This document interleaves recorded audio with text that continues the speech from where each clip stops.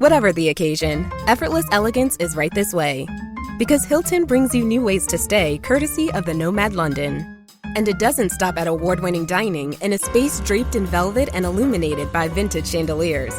No, this day goes beyond with unparalleled personalized service and attentive hospitality. Oh, and did we mention the Nomad London can be booked using your Hilton Honors points at Hilton.com? Hilton, for the stay.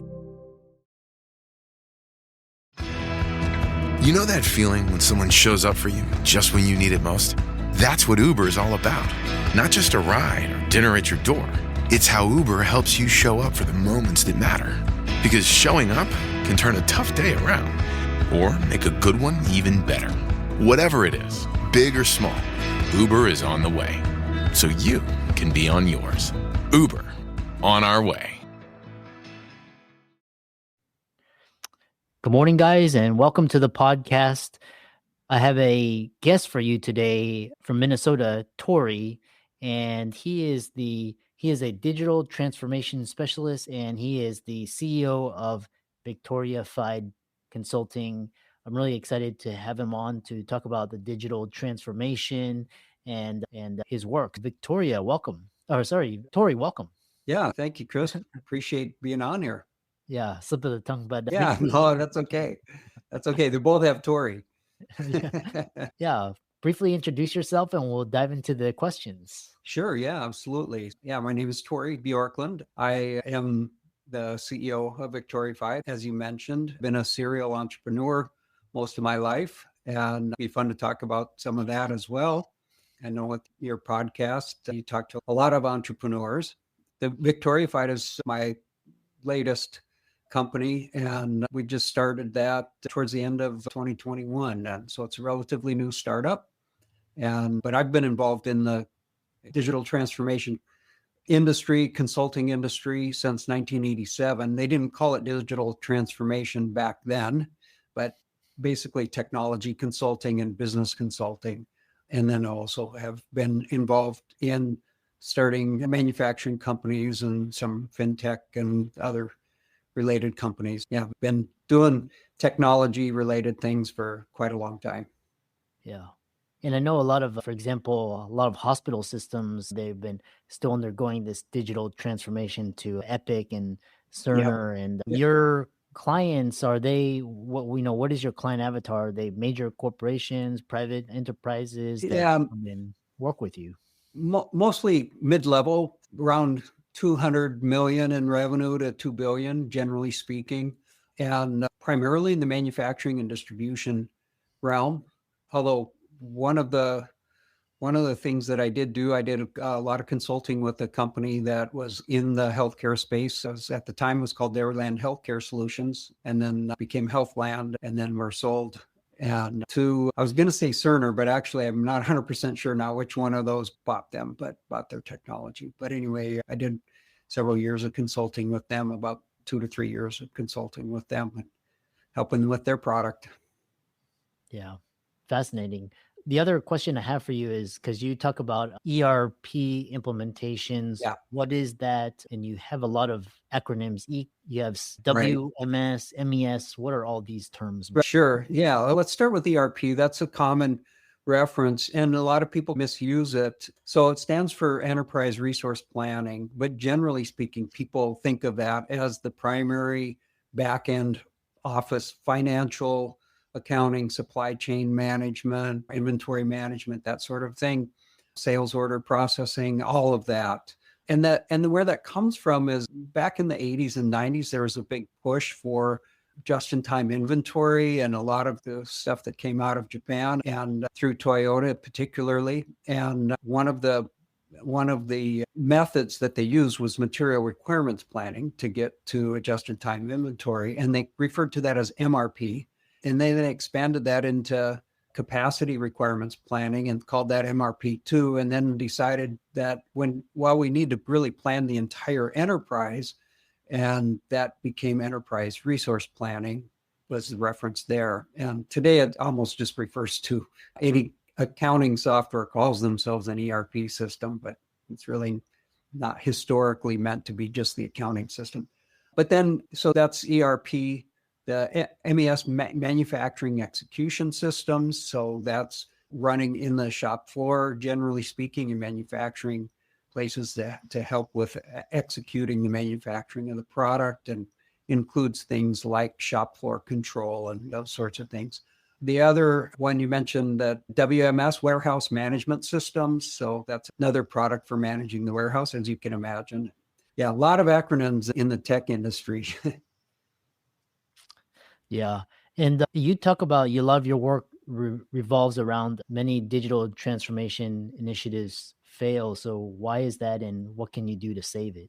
Yeah, it's these numbers have been tracked since the late 80s or even earlier, but they, generally speaking, and the numbers range between 70 to 90%, 95%. I've even seen in one recent article in a magazine. But the primary reason, in my opinion, is that companies haven't actually done the necessary preparation work for the actual execution of the projects. Then it's often blamed on execution. A poorly made plan, even well executed, will not do well. And so that's one of the areas. And then the other area is leadership, company leadership. It tends to hand it to their technical team and say, hey, get us some software, bring it in here and get it going. And it's really not meant to be a technical project. It really should be a process improvement, business improvement type project. And so if you don't have the business leadership involved, it's also bound to fail. So that's why I think the primary reasons for that high level of failure is lack of preparation and lack of business leadership. And then, of course, the solution for that then is to properly prepare and have business leadership involved from the beginning, really. Interesting. What are some signs and symptoms that go live implementations are in trouble? How can leaders know for sure? Yeah, when it's already in trouble, generally, that probably the most common sign of that or symptom of that is that they say, hey, we're 80% done. And then you check back 3 months later, we're 80% done. And 3 months after that, we're 80% done. It's just, the needle never moves. And what you see internally in the project is what we call thrashing, where people are revisiting previous decisions and reworking things, and maybe new requirements are coming in, and it's late in the game and they're still trying to figure out what they're planning to do with certain major decisions. And so those are the kinds of signs that you see that, oh no, we're really in trouble. And oftentimes what happens is a company, like, for example, you think about, okay, we've invested, say, $15 million into this project. For a larger company, that's not uncommon. We've got 15 million into this and we're 80% done. It would be stupid to just throw that 15 million away by stopping the project. So let's invest a little bit more. Yeah, we only budgeted 12 million, but okay, we're only over by a little bit. Let's add another 3 million. We'll get done. And then it becomes like that proverbial frog in the water. It just gets hotter and hotter. Pretty soon you're 30 million into it and trying to make the same argument. So we've spent this much, we're 80% done. Let's finish the job. And at some point it becomes clear you just have to pull the plug. And you don't have to pull the plug, frankly, but you do have to stop what you're doing and do something different. Yeah. It reminds me of my days as a healthcare IT consulting, and you highlighted so many of the things I was witnessing, and it was great on my end. I got job security and great pay, but it's just like there's more efficient ways. And how can AI help solve these problems with digital transformation? That's a really great question. And frankly, people are still trying to figure that out. One of the areas, though, that AI is really good at is evaluating large amounts of information. And so, for example, if you wanted to do an analysis on your original project plan compared to what's happening, presuming that you have good data, which is sometimes quite a struggle as well. But in the projects that I've seen, that even the major failures, they have good project plan execution. And they lay out the tasks and people are doing their tasks. It's just that they're working on the wrong things. And they start discovering that they're working on the wrong things by adding more new tasks. Having a dashboard that's really showing, in the software industry, we call burn downs. We call this a burn down. And it showing the burn down, the actual burn down, AI can really do a good job of saying, here's the kinds of things you're continuously doing and they're not having an impact on the results. Here's the kinds of things you might want to consider doing differently. And it does a pretty good job of evaluating some of that. But oftentimes, what it can't do is make decisions for you. And oftentimes it's decisions that are poor, and that it can't plan when the ship's already left the dock. It's hard to plan for the trip, and it can't help with that. But it really can help identify when you're in trouble and where the pieces of the project are that are causing the problems.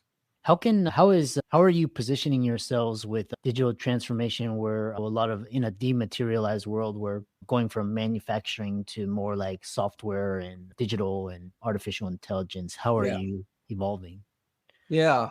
The primary thing is that the process necessary for digital transformation remains the same. And I've been doing some interesting research on that. For example, there's a company that they don't do manufacturing, but they actually resurface highways and freeways and things like that. And that industry is going through major transformation based on digital technology that's available. Wow. And we were not involved in any of those projects, but I knew a company that was, and after they had gone through changing how they do it and implementing their digital plans for doing this very kind of a thing, we interviewed them and said, okay, what worked, what didn't work? And the list was exactly the same. So one of the things that we've seen is that the characteristics that make for successful digital transformation is the same, whether you're talking about manufacturing, whether you're talking about software development, whether you're talking about an AI rollout, those kinds of things, back office work and production, whatever. And so one of the things that we're trying to do is educate people on what are those characteristics that make for success, make sure that you're involved in those characteristics exist in your initiative. That's one area. The other thing is we really do have to become experts in AI. I use AI every single day in things that I do, but I'm playing with it, quote unquote, playing with it continuously. I'm trying out. In fact, I just started using, Google is rolling out their AI notebook. And I don't know if it's still in beta or not, but it's an early preview. I just started working with that this morning. So I'm constantly trying out different technologies so that I can help our clients determine what could be useful for us in what kind of a use case. Yeah, fascinating. Initially, you talked about why IT should not lead your digital transformation, and you have the role of executive, non-technical. How do they help in the digital transformation process? Yeah, the first thing is they need to drive the vision. So if you ask somebody in IT, for example, why should we upgrade our ERP system? They'll say, because it's outdated, we can't patch our servers anymore, blah, blah, blah. Those are not business reasons for spending millions of dollars. Those are risks that you need to mitigate, right? And so they play a factor in it, but those are not business reasons to spend money. And so the biggest thing is that the business has to have a vision for why they're spending the money. And truthfully, most companies think they've done an ROI calculation. Okay, if we spend this amount of money, here's where we're going to save money. Here's how we're going to get it back. But when they say, here's how we're going to save money or make money or whatever the case is that they use to justify it, they never actually measure what are we spending now, or what's our revenue in that area? How are we going to know what success actually looks like? And then they never actually evaluate it at the end of the project and say, okay, we've spent this much.